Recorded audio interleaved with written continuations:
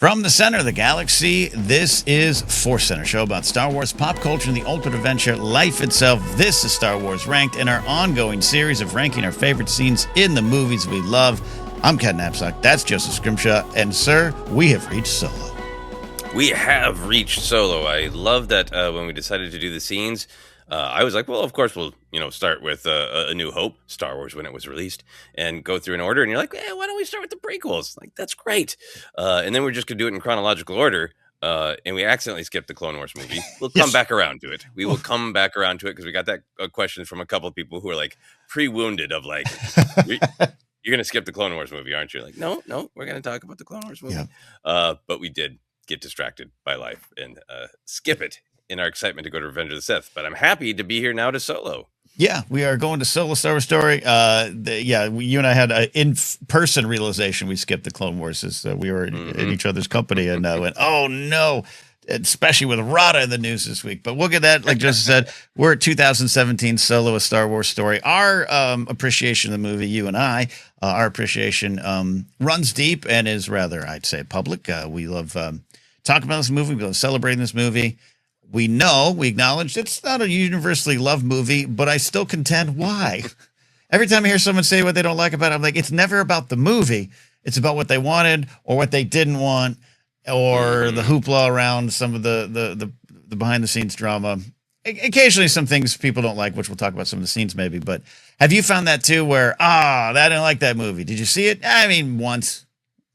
Yeah. Oh, I think there's a lot of that. I mean, I think a lot of the Solo issues are the release date. You said 2017, but it was 2018. But yes, I think your subconscious was making the point that it feels like 2017. It feels like you got up from the theater from Last Jedi, maybe recorded a podcast or posted your opinion on social media and sat right back down for Solo. And I think that is the huge part of the reaction to it and the kind of beginning of the sort of like souring on new Star Wars, because it did feel like a lot all at once. But to your main point, yes, I still see snarky comments to this day.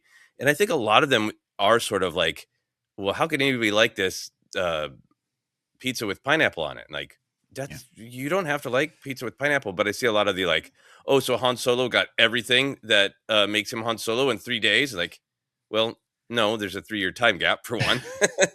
And the other is like, yeah, that's what we're doing here. This is a portrait of emotionally how did he become that man, and as a part of that story, what's the relationships, what are the iconography that build toward this legend, and the film is dealing with the idea of legend. So I get anybody who's like, I don't like those kind of setup stories where everything that we know about a character you learn in 2 hours. I don't like those. I would respect that, like somebody's like, heard Sound of Music is real good. I don't like it when people sing. So I'm never going to enjoy that movie. Yeah. But but that isn't the way people discuss it. It's that this kind of storytelling, this sort of legend building, how so and so got their start, is a bad movie. And like anybody who doesn't like that kind of film, totally understand. But that is what we're doing here. Yeah. Yeah, I even recently had a conversation with some folks in public, delightful folks, have positive Star Wars conversation, but they came on that kind of part of the Star Wars conversation. We're like, I mean, I would have enjoyed it if it wasn't Solo, if it was some new like bounty hunter character we learned about, and I think Alden was great, but and so I get there's a resistance to the casting, there's a resistance, like as you said, going back to the beginning, but we just wanted to acknowledge that going forward. But if you're one of the folks that love Solo, this is going to be a great episode for you. And if you're one of the folks that are like on the fence or haven't revisited it in a while, I hope this inspires you to do so, which is one of the things we love doing around here. So we're going to rank our favorite scenes now. Scenes, as we have talked about all on this journey, is not open for interpretation. I think the definition of a scene exists. It's how much we want to push it around, how much we want to break with the moments. I personally am leaving some of the bigger set pieces out of this movie, which is weird because I think that's part of the draw of the movie, right? Is some of the great set pieces, action sequences, set pieces, Yeah, no, absolutely. I think for me, the whole idea of doing the scenes is like, we've discussed favorite lines, we've discussed favorite beats, we've discussed favorite ideas, and it's a fun, different way to approach like analyzing not only the ideas but the filmmaking.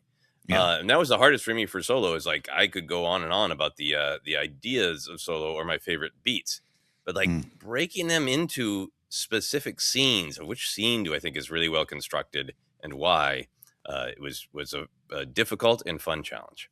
Indeed. So we shall begin 10-1. I'll start out here with 10, and I'm not ignoring you. I'm looking down on my list, and I'm doing a lot of like, all right, measuring out now. What's a small scene? I'm gonna start out with a scene that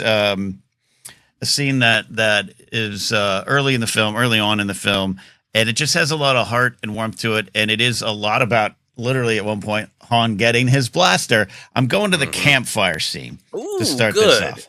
I've always loved this. This is I think the center of it is the idea of when they're having the conversation with Chewbacca about him trying to get back to his tribe or family. I don't know. And then Beckett saying what's the difference.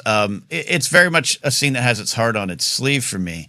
But it is more than just Han wanting to be a flyer, Han wanting to be a dreamer. I think you really start to see early on what's making him tick.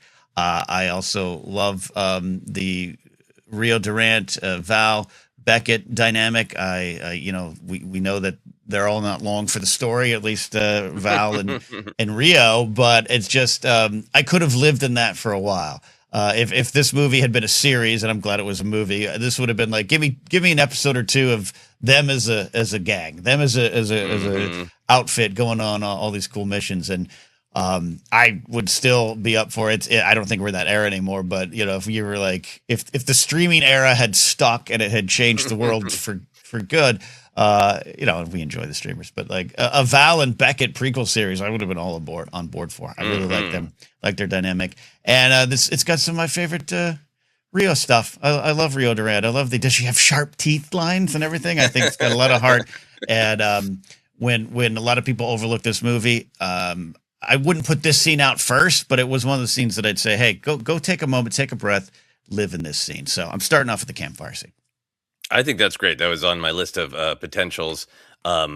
Speaking of musicals, a big thing about musicals is, what scene do you get the I Want song? Where maybe there's a lot going on, but the character really is like, what do I need? And I'm going to sing about it. This whole Campfire is an I Want song. Yeah. But for a lot of them, it's a I want, but come on, let's be realistic, I never can song. Right. Yeah. Whereas for Han, it is an I Want song. Yeah, I think there's so much charm in this. There's so much good tension of Val being like, these guys morons. Rio being sort of like, the fun comic relief. Yeah. Beckett, I think, kind of seeing something of his young self in Han and wanting to still have that optimism, because Beckett has that like, yeah, we'll make the score and then we'll go back to Gleon Sam and I'll learn to play the Val chord. But there's a quality to that for him that he's like, this is the lie I tell myself to get up in the morning, that we're ever gonna get that peaceful life, because let's be honest, we're all trapped in this is the grind. And then Han's that young guy's like, no, I can get out of the grind. Yeah. And like, kid, you have not learned how difficult it is, how horrible the grind is. You will be worn down, but it's kind of nice to be around this refreshing young, I can have whatever I want. Yeah. And there's so much in the film that deals with what is holding them back with the Empire's complicity with criminal organizations and keeping everyone and everything locked in. So I think part of what makes the campfire scene resonate is really what they want is personal freedom, but more than anything, connection. Val's got her line here of everybody needs somebody, even this broken down old guy. And going to that great Chewie line of, well, what does anybody really want to get back to their family, their tribe, their people? It is just really great, solid emotional hook of, what would you do to feel happy and safe and peaceful and like you had the freedom to move, the freedom to go to your people is like pretty deep. Pretty deep, pretty core to what's going on in the movie. And I love that you painted the picture that Han's like, I'm going to start a podcast. Beckett's like, yeah, are you? Okay. Yeah, that's good. Good for you. Good for you. Then I'm going to make $1 million on YouTube and I'll be able to marry my love. It'll all be good. But we're off and running with number 10, the Campfire scene. But we're up to your first, our number 9. All right. I'm going to do something kind of weird, but it's just true. My number 1 scene is going to be the beginning of the film, the intro text, and the little bit of imagery before we get the actual title card of Solo. Love it. A little bit weird of a way to describe a scene, but partially for me, I think it's incredibly well constructed and often overlooked. It isn't a crawl; it's text that appears on the screen, but what it says and the way it says it is so well crafted. I wrote it down so I can actually get it right instead of paraphrasing. The opening text: "It is a lawless time. Crime syndicates compete for resources, food, medicine, and hyperfuel. On the shipbuilding planet of Corellia, the foul Lady Proxima forces runaways into a life of crime in exchange for shelter and protection. On these mean streets, a young man fights for survival, but yearns to fly among the stars." Ellipsis. And then we get just this shot of darkness that has sparks of light and energy, and a quick shot of a young man who's clearly been brutalized, bleeding from the face, and determined and sad at the same time. That look on his face: determined, sad, frightened, scared, but moving forward desperately somehow. Bam, Solo. I just part of the reason I wanted to highlight it is I think it is under discussed and appreciated how elegant that is, to not just give you the exposition of when is this happening, who's the hero, what are the stakes, but what's the quality of the stakes? What is this about? And you and I have talked about it a lot, but the idea of, it's a lawless time. It isn't that there's an empire and hey, you got to give up all of your liberties and people can be grabbed off the streets, but the trains run on time. Everything's orderly. Like, nope. They are in partnership with crime syndicates and they let them run wild.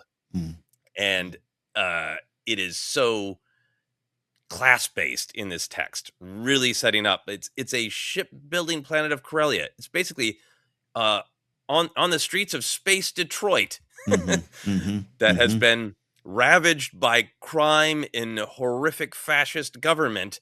A child who years ago would have had a solid middle-class life is a runaway, forced into petty crime because that's the only way to feed himself.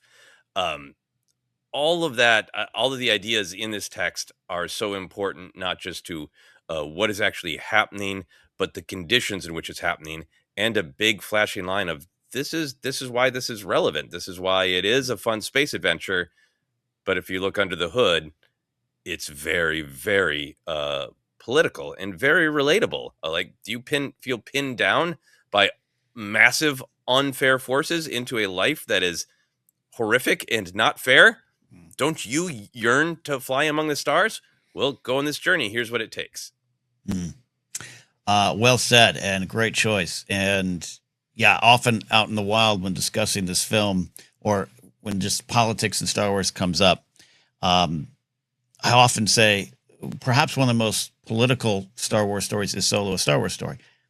And the blank looks I get, or the doubt, or the just kind of like tap on the head, like you're cute little kid. Go back to your Star Wars podcast. It's countless the amount of times that happens, and to the point where you're like, am I telling a lie to myself? And no, and it's all through. This might come up again. This is something you and I and Jennifer said or talked about since 2018. Of this is a movie about what the actual foot of oppression looks like.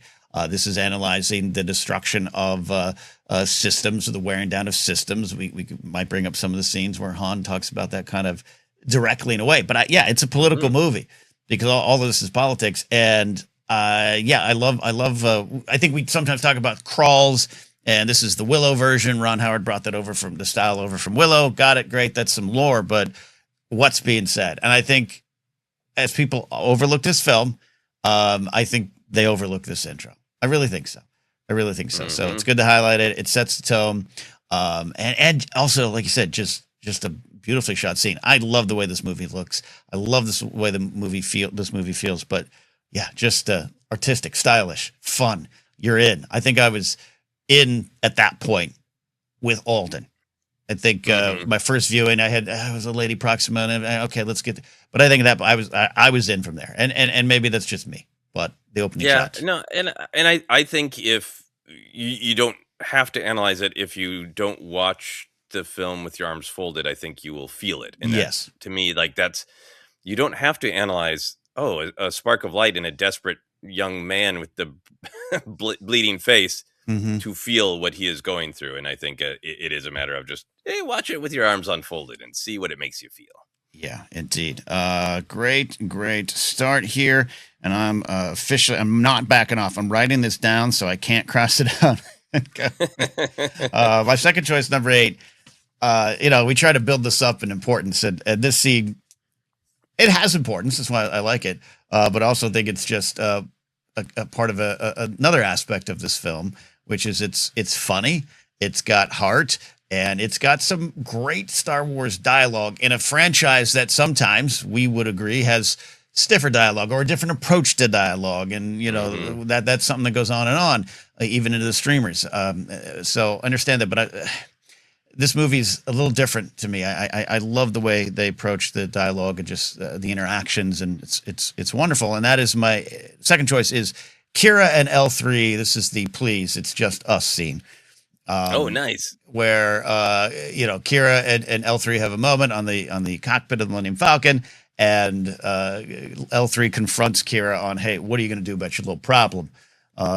Smuggler boy back there loves you.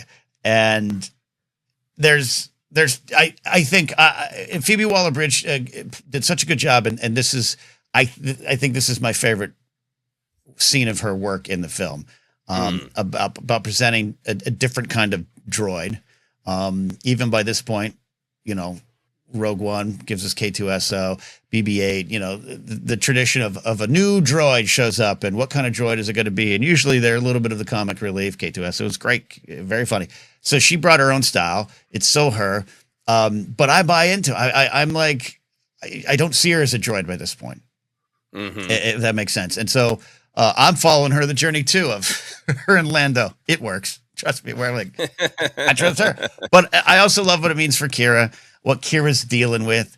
We know she's got the Crimson Dawn symbol. Han is, I don't want to say naive, but just wonderfully hopeful that it's all going to work out. I have a good feeling about this. This is the energy he's bringing. But Kira has a darkness to her.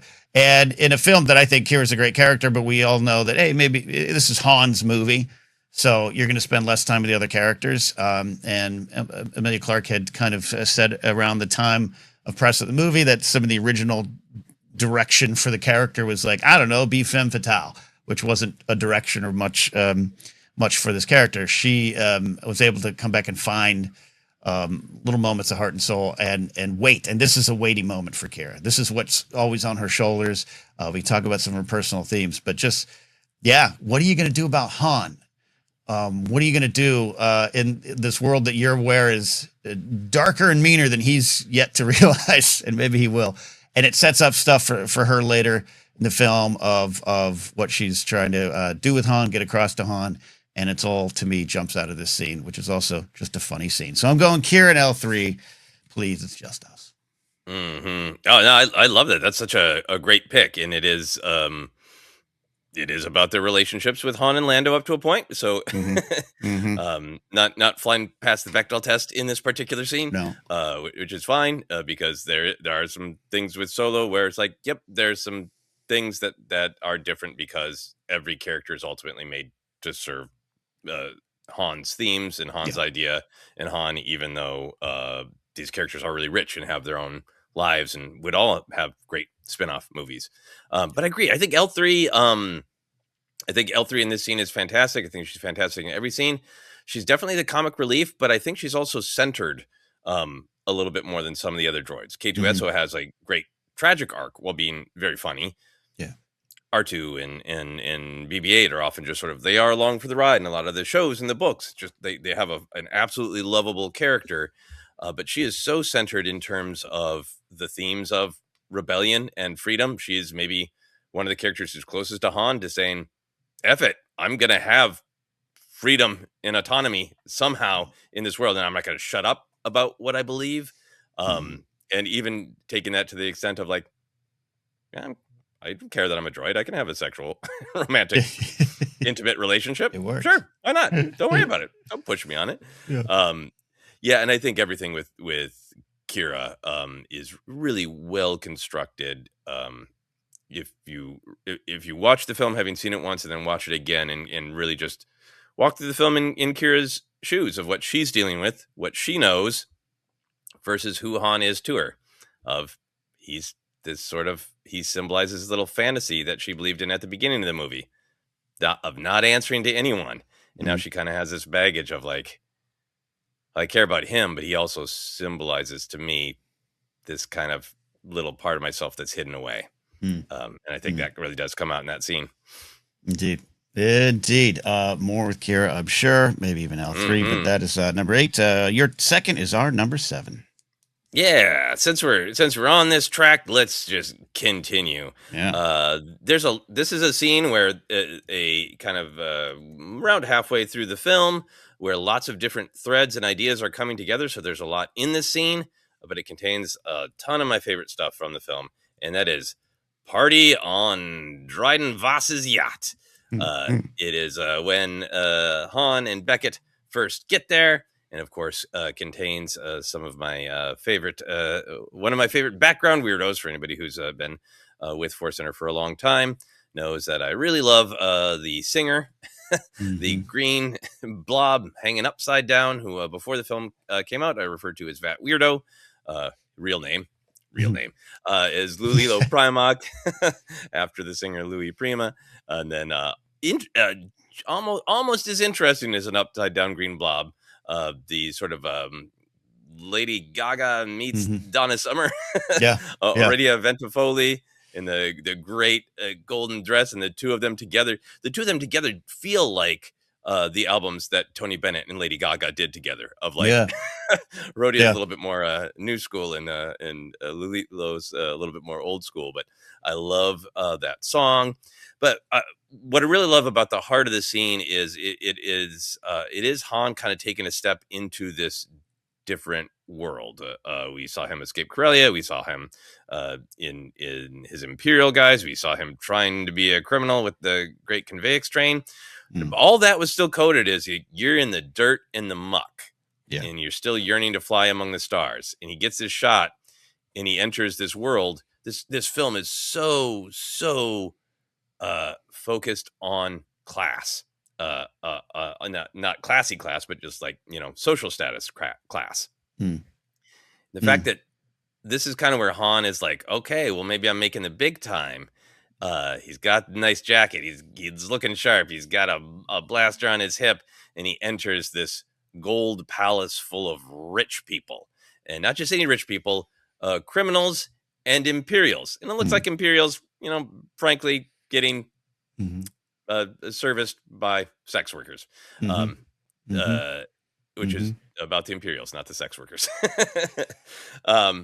And in this push-pull between Beckett saying these people aren't your friends, kind of like, you don't belong here. You will never, the stink of Corellia, the stink of your working class background will never get off of you. And Han being cocky of like, I can be fine. I can, function here. Beckett's got the great line of just don't look at anyone, don't look at anything, just look down. And he does the great I look down. And then that he slams into Kira in this different world, I think, is a great way for him as our hero to just kind of be like, well, screw all this class stuff. Who are people? Who are they really? What do they want? And he's not fazed by Kira being there.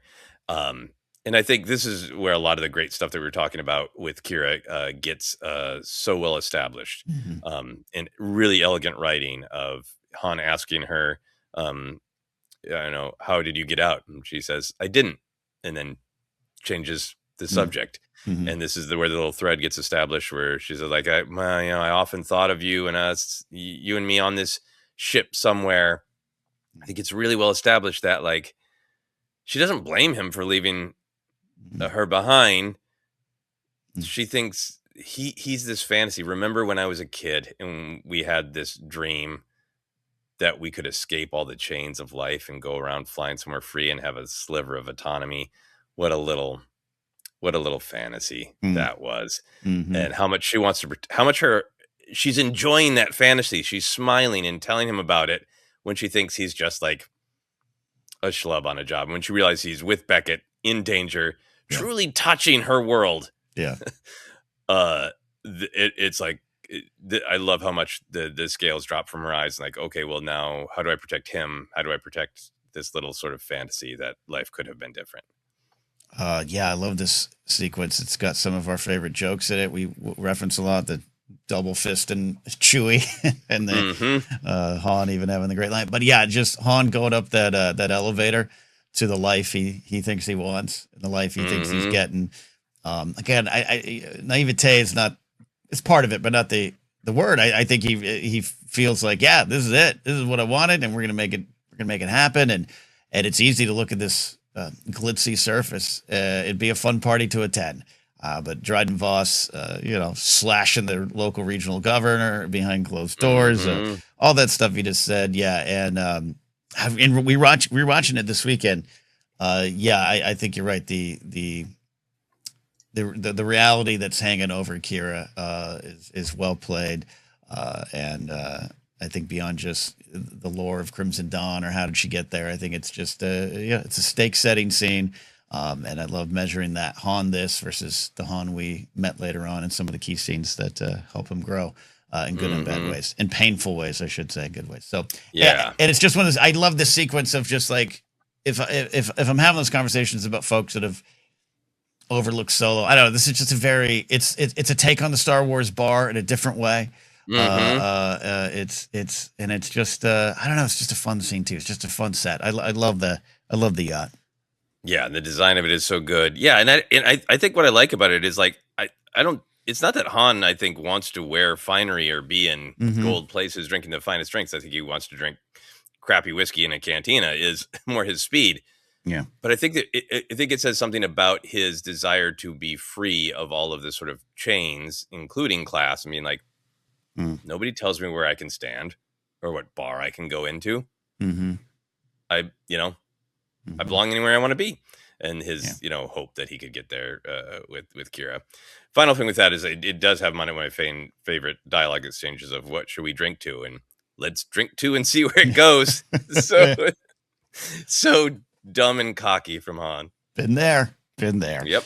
Love that. Great. Number 7, Party on the Yacht. Our number 6 choice is my third choice, and this is where it starts getting hard, and we start looking at things that might be left, or can I trust or just anticipate that you will pick scenes here? But I'm going to go one that is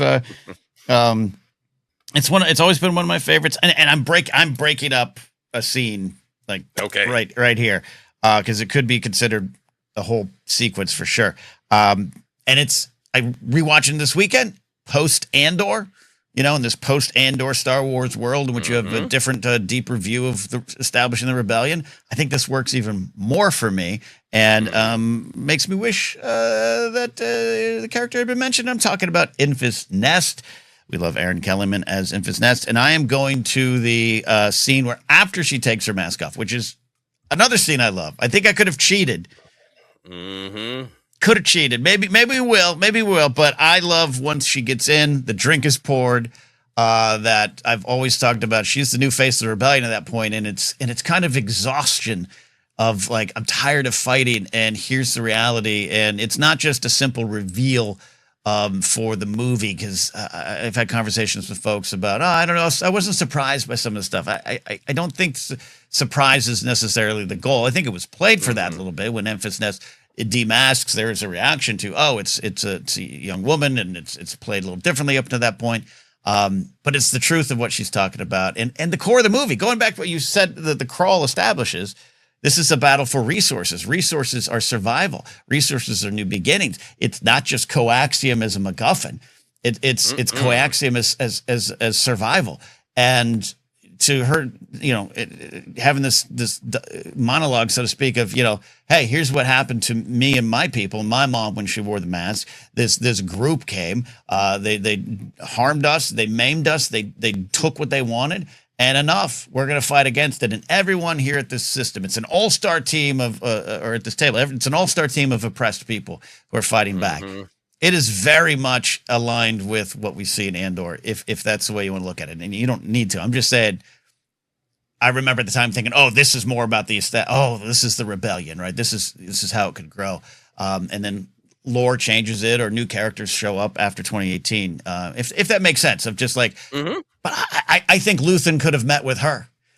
Oh, yeah. There's no way Luthen is not aware of this band, right?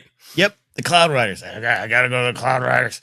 Claire, gotta go to the Cloud Riders. And I remember going into Andor before we kind of knew we knew what style of show, or the early days of what it might be, but I thought it'd be a little bit more direct. And I love where it lands, of course, but I wanted a scene with Saw Gerrera, Cassian, and Enfys Nest. I think there's so much, a lot of people have a craving for more Enfys Nest storytelling, but I just love the scene. I love the reveal, and I love it talking about why this is the political heart of the movie. I think we're not marauders. We're allies, and the war has just begun. I love the line, love the delivery, and love the character of Enfys Nest. Yeah, I think if the opening text sets it up, what is the political nature of this film, this drives it home. Yeah. Yes, the coaxium is not a MacGuffin. Resources of food and medicine are not a MacGuffin. They are the means of life and survival, and they're being stolen by the Empire in league with these syndicates, as they make explicit in this scene. Yeah. And I think a part of what is powerful for me, and is now, like, yes, the most, like, I think you could pick this scene up and put it in Andor. It isn't just like, oh, we're rebelling. It is, we were doing nothing. Right. We were on our homes with our resources. Enfys Nest is telling you this while wearing an outfit that is extremely coded as, native, is indigenous, as I have a right to my land and the resources on my land. And what happened was criminals with the Empire's blessing and request came here, took everything we owned that was ours, and then didn't just, like, kill a few of us or put us in camps. They cut out our tongues so we could not speak of what they did. If stealing people's resources and cutting out their tongues so they could not even protest is not political, I would put it to someone, what do you think politics might be? It's so powerful. And I also think that I think Solo would have probably made fun of him, but I think Nemec could have tried to get Solo on his podcast, because I think it's about the inherent in our bones feeling of injustice. I think the fact that Han walks out of that meeting going, oh, well, we got to help Enfys Nest, obviously isn't wanting to be a rebel leader and all that. But just that, tying that to the sort of his personal, like, what he experienced of, I'm not allowed any freedom. Here's a community, here's a band of communities where that was done on a community scale, what was done to me, and feeling that sort of injustice in your bones and needing to do something about it. Yeah, there's a great moment in the sequence where, Enfys Nest is revealing the stuff, and they kind of push in on Han in this Han movie. And I think this is played for what you're talking about. I saw it when I was watching this weekend. I saw it as Han in his mind going, these people were bullied, just in his simplified kind of way of living at this point in his life. Like, they were bullied. I stand up for that. That's not, I don't know. We got to do something. I love that moment within the bigger moments here. So Mm-hmm. There you go. Let's have a drink. Again, we could include, because the other scene has a little bit more about Han's bluster. It's a standoff. It's wonderful. It's got the great humor with Lando flying away. I wanted to focus on this part of it, though. So. I'm so glad you included that, because that was definitely in my maybe list. But I think it is such an important scene to the movie, and really powerful, and not the least of which, to have the older woman draw the symbol of Crimson Dawn and be like, "You are not going to take my voice. I am still communicating. I am still acting." Is pretty powerful. Indeed. We're now into the top 5. Your next choice is our number 5. Okay, so this is this is a scene, but it is also a set piece, and I did want to just include one of the set pieces, and the one that I want to include is the Kessel Run, which I know is a part of the controversy for people of like, yep, his name, his blaster, Chewie, the Falcon, Lando, got it. He did the Kessel Run. Everything we know about Han Solo happened in this movie. I get it. But a part of what I love about this movie, and a part of why it feels so, I don't know, it feels like it's at just like the center of the Venn diagram of Star Wars, is because it is explicitly political, and what's happening is pretty rough if you really stop and look at it and think about it. But it is also just a great action adventure serial. And I think the original trilogy started so much with that sort of pacing and structure, and then different movies and different television shows really turned the dial up and down on adventure serial. And I think what's really great about Solo is like how the adventure serial structure dial is turned to 11, while still having so much character and heart and deep political themes. And for me, the Kessel Run is got the most stuff I love in it. I think you're going from the sadness of L3's death, that great scene of Han leaping into the pilot seat, what he really, really wants, and that brief moment of joy of he's where he wants to be, but he's also absolutely in horrible, horrible trouble. Well constructed is a high stakes adventure. Seeing the coaxium getting more and more spicy, and then it's a ton of individual beats I like about it, but it also just kind of runs through the gamut of what Star Wars can be in a space fantasy of they're being chased by fascist authoritarian space soldiers in the TIE fighters. Some of the moves he does with the Falcon and bonding with Chewie are like cool street racer things, like the heart of Lucas's love of street racing. But then they go into uncharted space territory, into an uncharted maelstrom in a maw in the Sum of Verminoth, which is like a Lovecraftian, unknowable, weird beast, in those fantastic fantasy shots of this huge tentacle and mouth and the tiny Falcon trying to get away. It's a speed run through the genres that influence Star Wars. And the thing that holds all of these different elements together for me is Han's wild plan and his confidence that he can pull it off. And I think it's partially confidence, but I don't think it's entirely confidence that he can pull it off. I think what it is when your back is against the wall and your choice is being trapped by class, by literal chains, by lack of money, by lack of people believing in you, whatever you're chained by, isn't it better to try to escape? And I think that's what the energy of it is like, we got to live. I want to live. I want to be in the seat. I want these things. I want these things. And instead of looking at the numbers on the sheet that says it can't be done, instead of taking reading somebody's LinkedIn post that tells you that's not the way to proceed in your career and you can't do that, instead of listening to any of that bullshit, I'm going to go, well, what if there's a way? What if I string one wild creative idea together to the next and just keep going and going and going and see if there isn't a way? And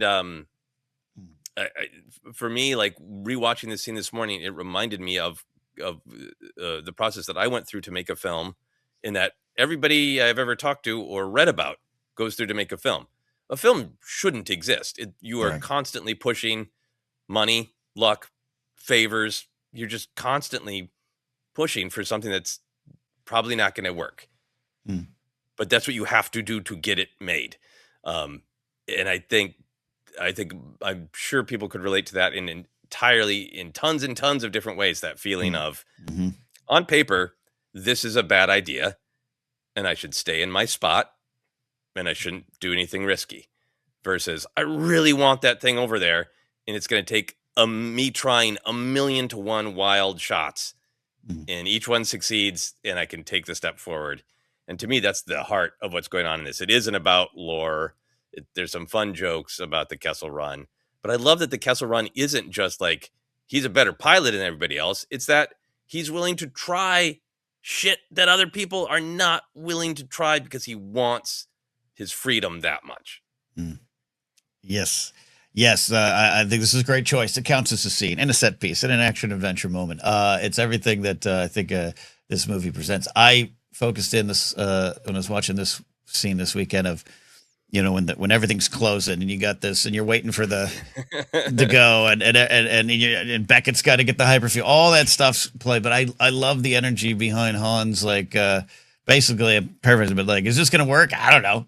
We're going to do it. It's kind of like when I'm using the maneuver my friend Needles used. He died doing it, but I think it's going to work for us. It's all the things that we love about Han. Again, they're building back to the Han most of us met in A New Hope whenever you saw it first. But, it's beyond fun. Excuse me. It's beyond fun. It's establishing all these things. But also, it does have a lot of lore attached to it. And I can understand it too of the Kessel Run. I bet we're going to see the Kessel Run was something that a lot of people carried into this film. So then, therefore, when it showed up, there was a lot of, like you said, arms crossed. And then, don't forget, a lot of us grew up thinking 12 parsecs was time because it's kind of phrased that way. And then you hear for years all the people in your life who are the Neil deGrasse Tyson types, like, well, a parsec is actually distance. So we get it. We finally get that explained. We finally get it. I thought it was good, but I had some friends who were at one of the screenings we were at, and they aren't huge Star Wars fans. They aren't burdened by the lore, and that sometimes is a good indication of the impact of these things. Not saying Star Wars fans or any fans, but we carry that stuff into it. It's beyond even just the expectations we've talked about years on ForceCenter. But it is kind of this like you said, the arms are crossed. And they came out, and that was the first thing they said is, God, that scene, the whole Kessel Run thing was so well done. And so, even though, they get out, I think that's clear, but it's the how, it's the why, it's the adventure, and the humor. We look at Linus Mosk as the first person in Star Wars dropping an S-bomb, but Lando kind of got there first. Oh, yeah. And I love it. Love the scene.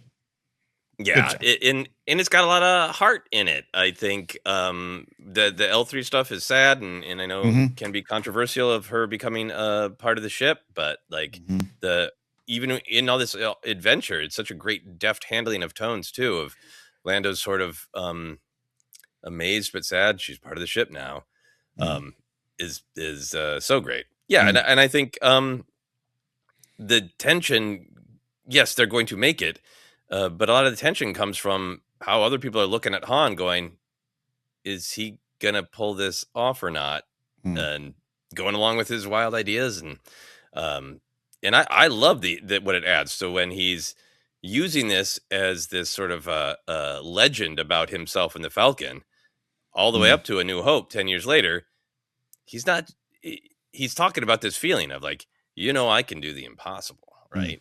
Is what he's saying, Jeez. Sorry, I just kicked my dog accidentally out of excitement. Franny, it's okay. Franny, it's okay. Can't edit that out. That was loud. Okay. Nope. I was so excited for the scene here. Great stuff. No, great. I think that sequence belongs in there.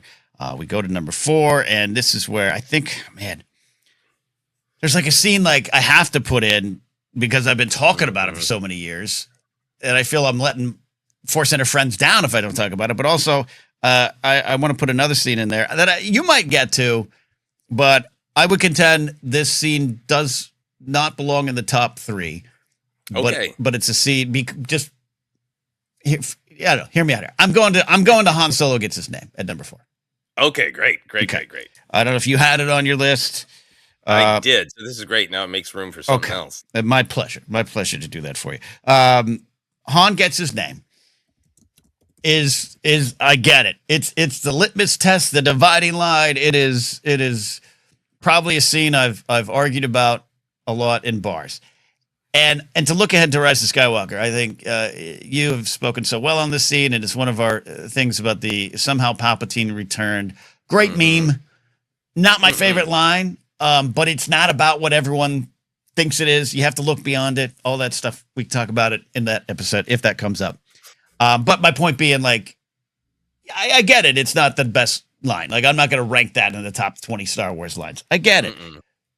The Han Solo gets his name scene is something that we kind of didn't want because of the Iger moment at some event saying, we're going to find out how he gets his name. And we're on this channel going, folks, don't worry. It's not going to be literal. It's not going to be literal. And it was literal. Yep. And it was literal. But I'll let you maybe speak on it even more eloquently than I'm trying to struggle, because I get so angry because the scene is about everything that Han is. It is truly, this is kind of the scene that made me say one time to a friend, it's like emotional canon. And you're all worried about canon in terms of lore and planets and names and ships and timelines. But this is the emotions of the character, the core of the character that stretches from this moment to his death on Starkiller Base, 40 whatever years in the actual timeline of this character. And it is about the banality of oppression from those who are, it's just a Tuesday for these oppressors. It's just a lower cog in the big machine. He's so dismissive of Han. It's a plan. Han's, again, as he does. All right, I'm going to figure this out as I go. We'll see if this works. And there's all that stuff there. But I cannot tell people enough how much I just love Han Solo. The scene for me is that push in on Alden's face. Alden Ehrenreich playing the next 40 years of Han's life, good and bad. This is the moment he feels, I finally have become who I want to be and I'm going to be. It is made up. It is not really me.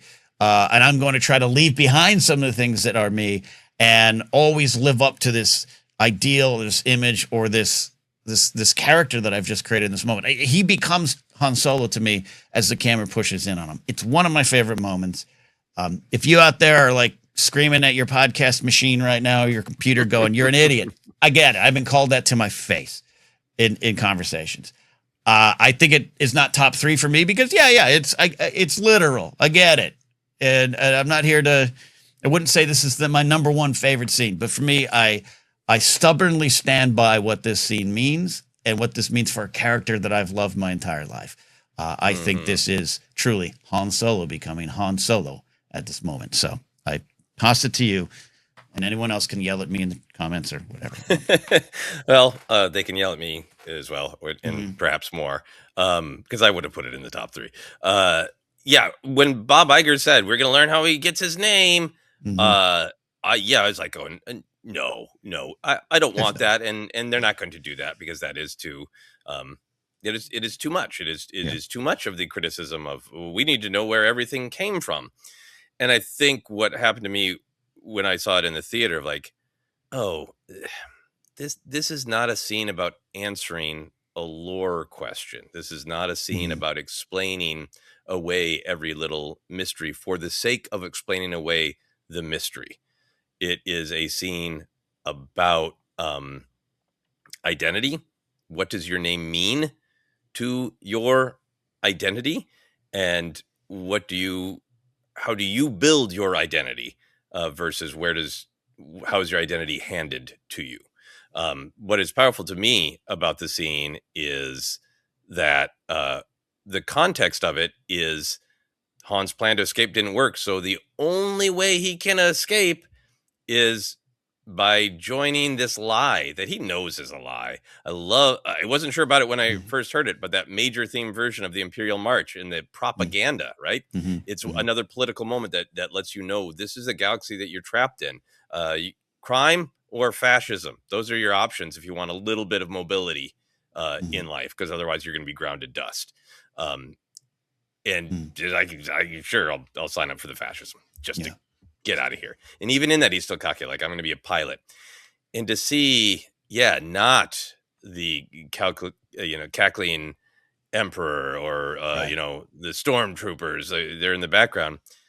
It's just a bored mid to low level bureaucrat, just who's got a quota of like, is my imagining of like, that's why he doesn't question anything. You don't have a last name, fine, I'll give you one. I don't care. I need to have 120 recruits before I can take my lunch break and have this melty soiled sandwich that they probably have in the back. It's so I don't care about any of this, and played so well with the nose sniff. And the fact that it is that is assigned with flippancy from Drawd Mundbrin, a man who probably doesn't believe in cool names being named Drawd Mundbrin. I think one of the things going through this film is legend. How do you build your legend? How much does your legend give you value? And he's given a nothing name as a nothing person, as an insult, and he goes on to make something of it. So by the time we get to Force Awakens, everyone knows that name, and it means different things to them. It means hero of the rebellion. It means the man who made the Kessel Run in less than 12 parsecs, or 14 if you believe Rey. It means the father of Kylo Ren. It means a threat. It means a washed up old smuggler. That name rings out through the galaxy because of everything he was and everything that he made it through his own actions. So to see it given as just this, like, you're a quota and I need to get you out of here, and you're not answering my questions fast enough. It's huge emotional canon. And one of my favorite lines in the entire film is, who are your people? And that, of course, ties to what is Chewie looking for, his tribe. Like, well, does it matter what you call them? Your people. In Han's Lost and Lonely, I don't have any people. The only person he had is Kira, and he just lost her. And because the Empire crushed what should have been a solid working class planet that makes something valuable and makes something well, they crushed it. His dad got fired from the line. His dad ain't right, to the point that Han ran away. It's so elegant because you don't need to know the details. It's just, I don't have people, so I'll build my own life. I'll build my own identity. None of that is a trivia answer. None of that is, this movie's incomplete unless you know where he bought the vest, Right. It's all about that heart of not having people, and how do you make a name for who you are. Absolutely, well said. And I if you yell at me again that you don't like it, I got it, or that you had a problem with Han making a thing. Also, wasn't it one of the novelizations, is it New Hope, someone could correct me, of Luke meets him and it's kind of has a line or a thought of, that's not his real name. That's a very appropriate name. I mean, so I'm happy with the answer. And again, when having those conversations, I don't need you to love this film. I don't need you to suddenly be like, you have convinced me. I don't think everything is a round of movie fights in the life. But when you come at me, again, this is off-air conversations, when people come at me like, oh, come on. I hate that reaction. Oh, come on. How can you like this scene? Let me tell you. Because I think you're just reacting to the surface. I'm reacting to something deeper. And maybe you want to follow me on that journey or not. I'm not saying I'm better than you or smarter than you or seeing things differently. I'm seeing things differently, but I'm just not saying it as an insult to you. I'm just saying, here's why. You want to know why? Here's why. This scene matters. And I love this scene, and I stand by it. All right. I agree. I think it is, and I think it is a little bit, and I felt this way rewatching, a bunch of the movie, is I think it is a pineapple on pizza thing of like, when he says Solo, it is like, yep, there's the answer. And that's how this famous character that we've all lived with, all that, and And, I think if people don't like pineapple or they're allergic to pineapple, there's no amount of you describing how you just had the best pineapple pizza ever, because they're just like, it ain't for me. And I think there are people who just like films that explain where a character's origins come from. They're just not for me. But I think if they are for you, I think there's so much in the scene to engage with if you want to engage. Yeah. If you want to. All right. Now we are in the Fabled top 3, and you have 2 of those choices. And now it's interesting. Yeah. Because, oh, man. Okay. All right. Okay. Hey, okay. I'll do this. I'm going to do, and I'm sorry if I'm stealing it from you. I'm going to do the first meeting of Han and Lando, the Sabbach game. It was on my list, but no, this is great. Go for it. I think among the many things going on in this film is, hey, fun. And I think there's a lot going on in this scene, but it is extremely fun. It's extremely funny the way Han and Lando are both trying to play each other. Han's I would say cockiness here of just like, I'm sure that I can beat anybody at cards, and I'm trying to impress my ex-girlfriend and get us a cool ship, get us the thing I want, and I'm certain I can do it. She's already been talking about how awesome this guy is. Great meeting of Lando. Great choice to take everything that Billy D. Williams built, but then, kind of over time, people kind of leaned into making it even grander than what it is in the original trilogy, and just embracing it. In one of my favorite beats in this entire scene, which I think is thematically really important, is Lando calls over the cocktail droid, which I absolutely love. It squirts out of a cocktail, and he's Han's, talking about the things he's heard about him, and Lando's got that line, "Everything you've heard about me is true." And I think that's the line for me that makes this film. One of the things this film is about is legends. So what you trade on is the legend of Crimson Dawn is there's a monster at the end of this book. You do not cross Crimson Dawn. That's the legend of Crimson Dawn. You've heard whispers of all the horrible things they do and how impossibly powerful they are. Lando is unbeatably suave and the best at everything he does, and he knows that part of what gives him power is, if you heard a story about me, it's true, because it'll make people respect me, it'll put them off their game. I just love that, and I feel like Han hasn't quite learned that lesson yet, and gets played by Lando. And I love the scene where it comes back around. But there's so much great stuff in this. There's so much great just visual storytelling in the way the scene is constructed that Kira's smiling at him and then being like, "Is he actually gonna pull this off?" And then is so disappointed in him. All of the great background weirdos, the bunny guy who congratulates him, good old Therm scissor punch back there, Chewie's being upset with him. All the back and forth about the ship is just very real world, dudes comparing their cars. What are you gonna put in your scarf? Is not my style. It's everything in it is so funny and so good, but it is telling us so much about the characters and advancing the plot, and it is another lore thing. It is Han and Lando played Sabbach, and it is, but again, the execution of it is while we're at this table. If I'm thinking about putting on Solo, and I've often said that's one of my favorite movies, just to kind of put on in the background. I can check in and out of it while I'm doing chores, cooking dinner, whatever. Or sometimes I do just sit down and watch it, I think both of us did this weekend in our own ways. This is one of the scenes I think about. Fort Ipso is one of the places I want to go visit, and hang out in, and I love it in terms of Star Wars bars. We'll probably do that ranking one day if we haven't already. I can't remember. Maybe we'll do an updated version, but I love being there for that scene and the energy, the music, like you said, the comedy, the lessons, everything about it. It lived up to the expectations that I had for seeing something like that. We kind of knew we were going to get that because we saw part of it in the trailer. But also it has an effect on me outside of Star Wars. We're talking about deep themes and all these things as we always do here. But like That's the scene that made me go buy that Han Solo card game from the movie set. Yes. They hadn't tied up Sabbach yet for the legal rights. So it's called the Han Solo card game. Because I wanted to play Sabbach. This is why, Star Wars Outlaws, a game I did enjoy, to be clear. But the most important thing for me was playing Kessel Sabbach and just going around to different places in the game where I could play the game and spending a lot of time there. I have a friend, Owen, his son, Jack, big fan of the movie, big fan of the Outlaws game, sought out on like eBay, like a real custom Sabbach set. And I'm like, we're going to play this, right? Like I'm still waiting for we're going to have a Sabbach night.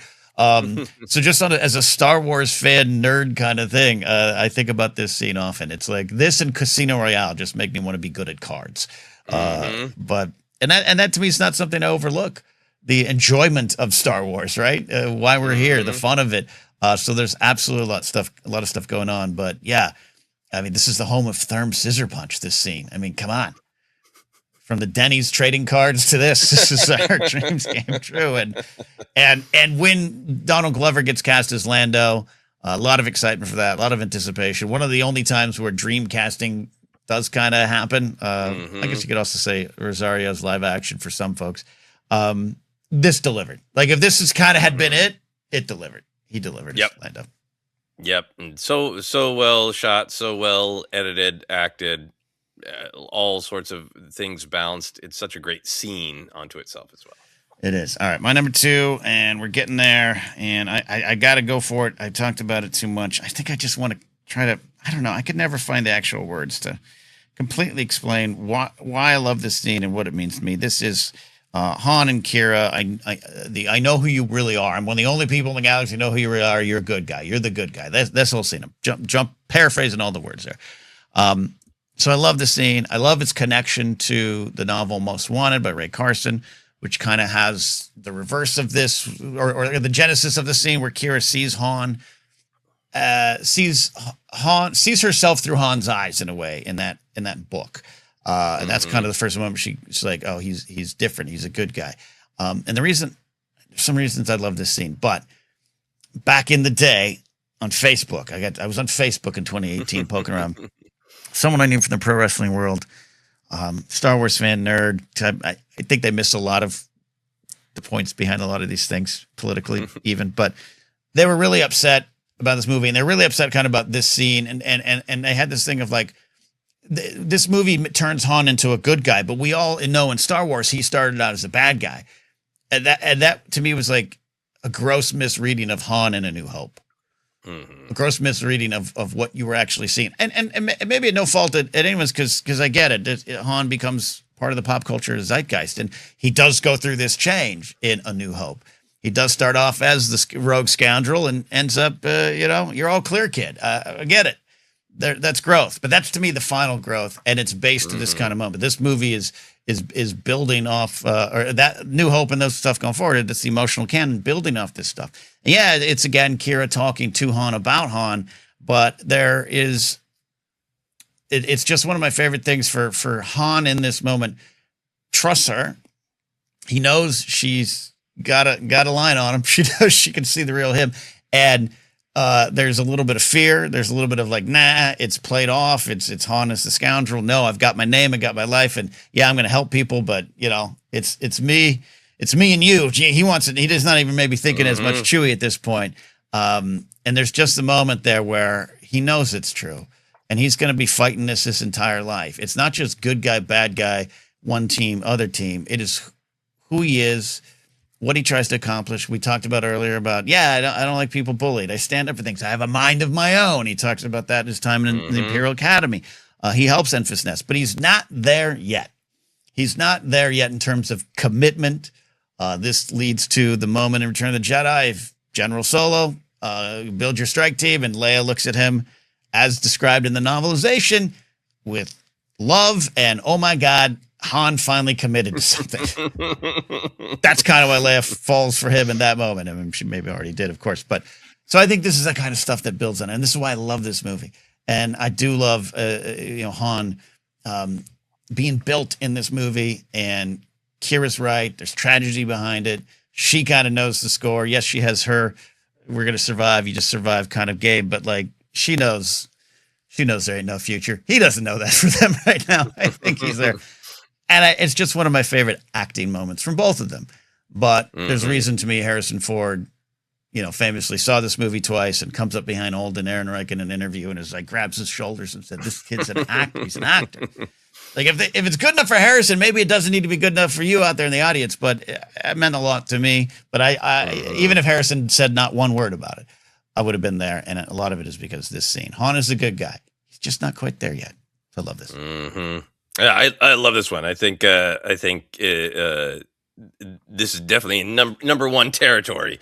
So I knew that you would put it up here, which is great. I think there's a lot. There's so much going on in this scene, and it is such a great scene.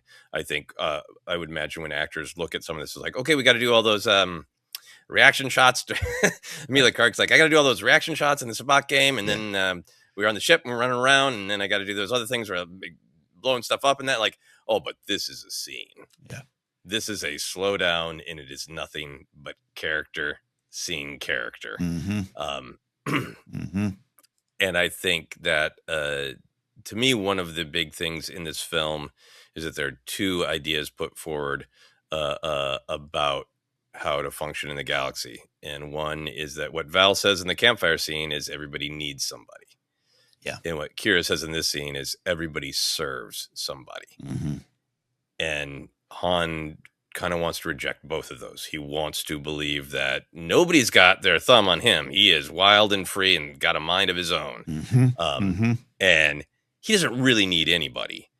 And I think that is just consistent with the character from this to A New Hope to The Force Awakens to when he makes the choice to walk out on the bridge to confront his son. I think he is a very loving, caring person who has been through a brutal life that appears to teach him again and again and again that the way to survive is to look out for number one.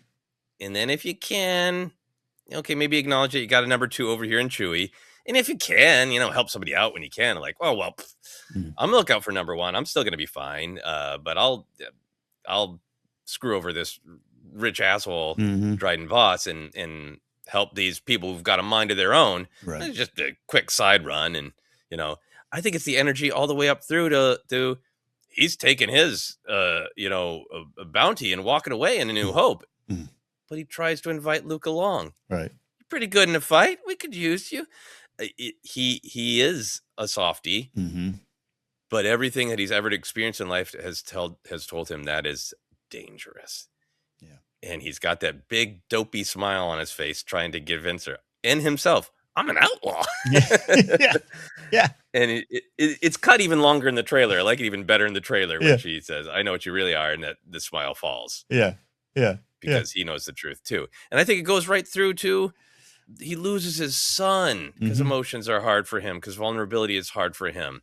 And he runs away from it all and tries to be an outlaw again. And Leia gives him that mission, and he knows the most frightening thing he needs to do is just drop all the bullshit and tell his son he loves him. And that's the scariest thing in the world, because he's, it's one of those great, like, the circumstances are the emotional reality of, like, hey, you ever feel like you're so vulnerable that you're out on a railless bridge above a chasm and talking to somebody who's angry with you and they have a sword? You ever feel like that? Like, that's literally. And I think it is all in this scene. And I think Kira's, world weary, you can't escape the system. It would be great if you can. You can maybe kind of zig and zag around the system, which is what she ends up doing.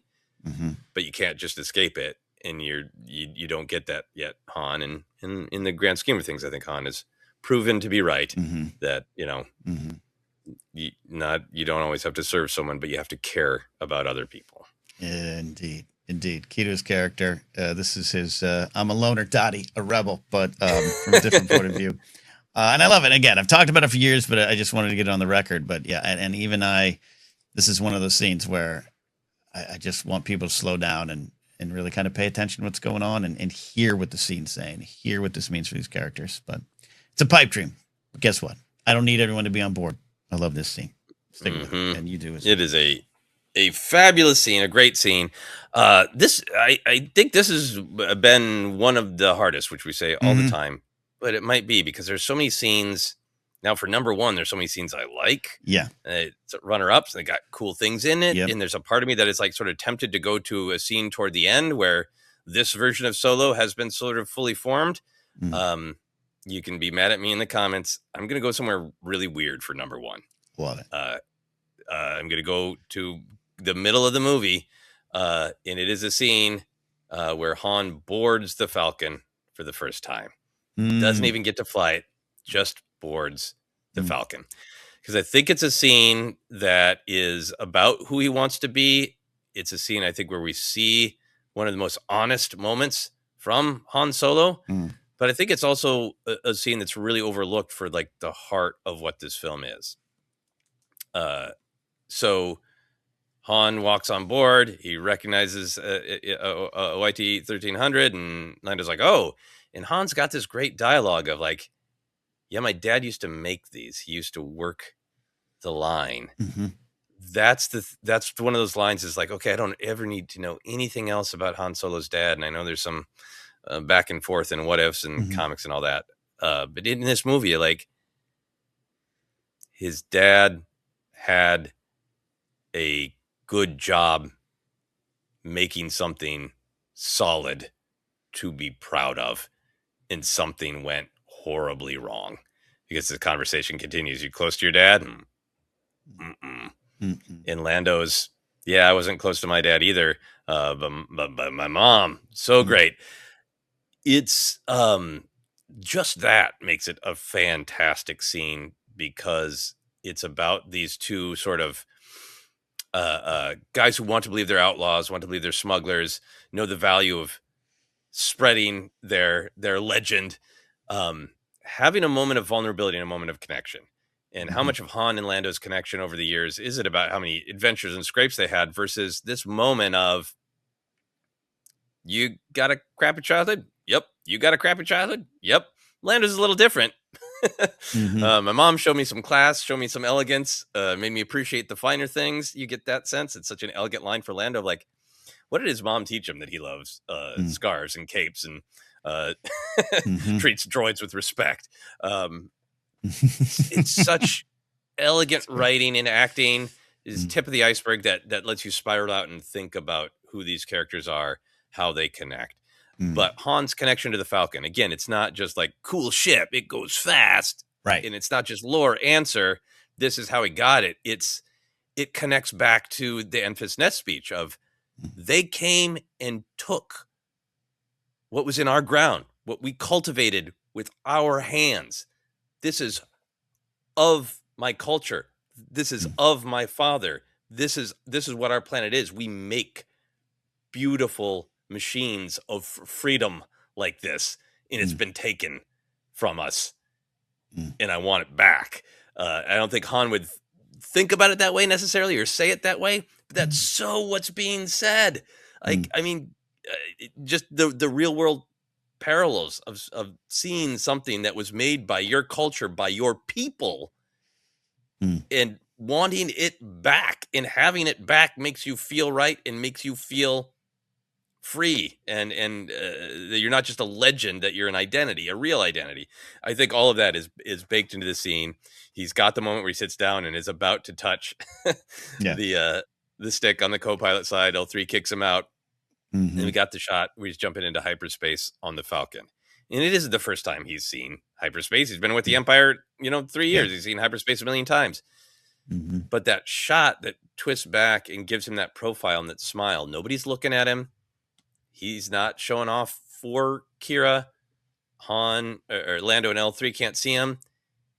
And it's just that visual storytelling of, this is what I want. I want freedom to jump to where I want to be and look at those stars turn. I mean, I wasn't on a plane until I was 20, 21. And hey, yeah, air travel gets old. And I'm sure if you're on the flight all the time in a spaceship, watching those stars blur gets like, yeah. And then we just have to sit here and like, wait.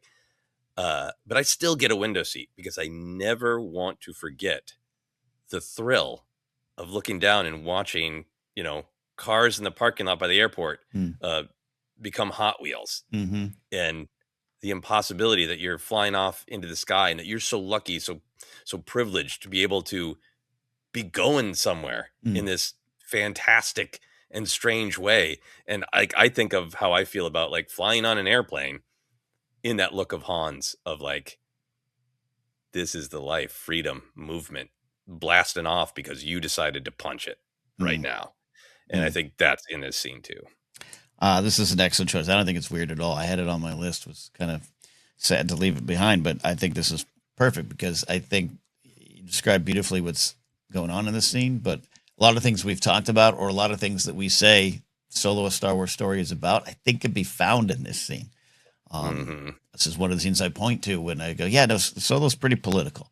It's showing I always say the trampling of the boot, but it's showing what's happening underneath while we're all fighting the walls and the stars. And again, Andor comes along and does that in its own way too. But I think this kind of stands up to that as well by what's actually gone on to destroy these lives or affect these lives, to send these folks scattered throughout the galaxy to find their way.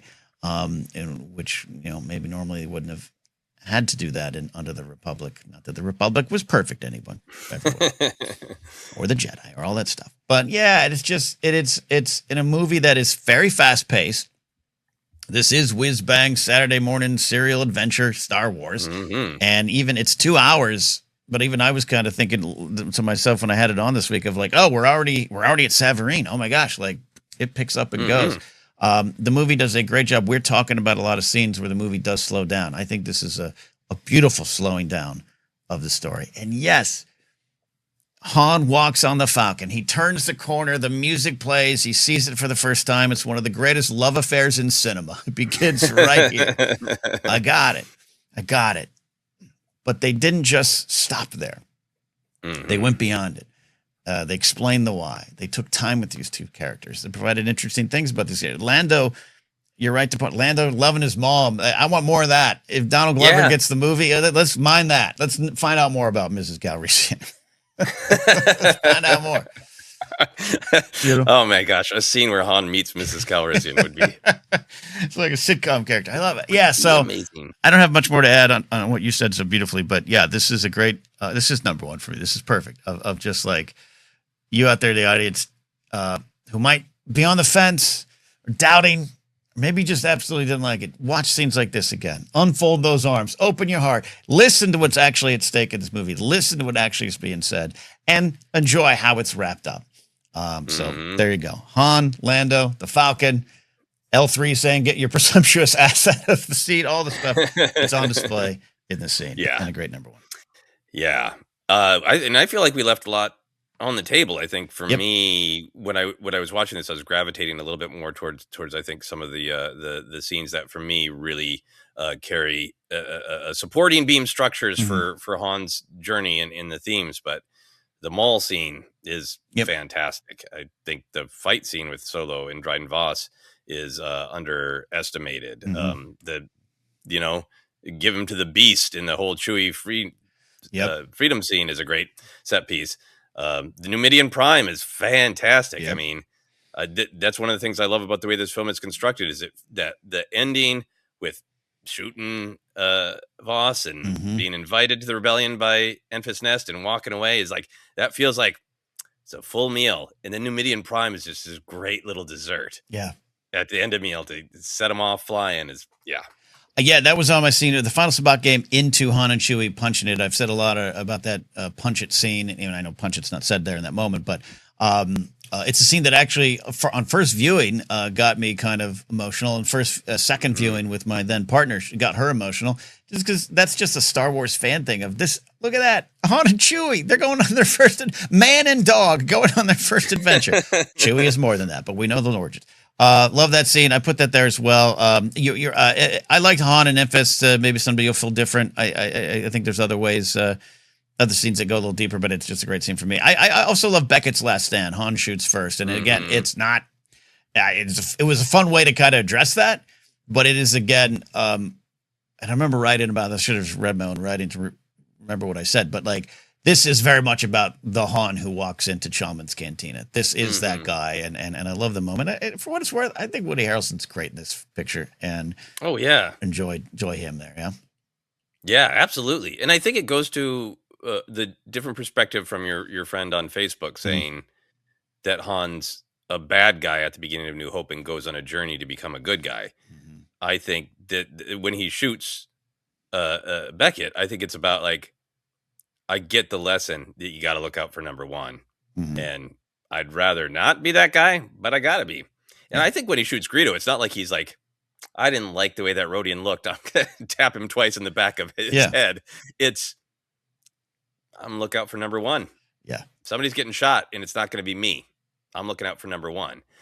And I think that is different. And I think that's the lesson that makes Han shoot first a lot. And the final one I'll mention, a little moment, I could have maybe put it earlier if I wanted, but when Han kind of helps Chewie, like, go save Sagwa and everything, like, save the Wookiees, and Han releases, just like, hey, we got this mission.